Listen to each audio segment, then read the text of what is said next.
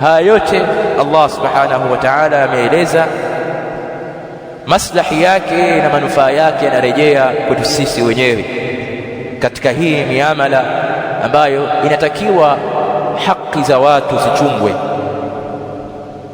na hii inaashiria wazi namna ya kuwa dini yetu ya Uislamu ni dini iliyokuja kuchunga maslahi ya wanadamu, maslahi ya waja,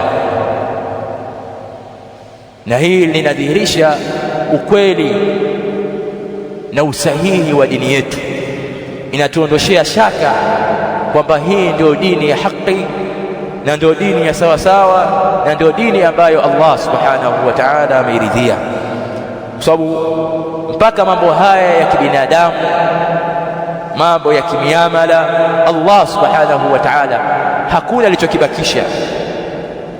Yote hayo ameeleza kwa mujibu wa sheria, na hilo likazingatiwa kuwa ni sheria ya Allah subhanahu wa ta'ala, na watu wakifanya kwa mipaka hiyo kwa nia njema, basi Allah subhanahu wa ta'ala anawalipa, na yote haya maslahi yake yanarejea kwetu sisi katika dunia yetu na maisha yetu. Hili linaashiria namna gani dini yetu msingi wake mkubwa ni kusimamisha maslahi na manufaa ya waja na kuyakamilisha na kuondoshea wanadamu madhara au kuyapunguza madhara hayo, kwa sababu haya ikikosekana lazima kutapatikana ndani yake madhara.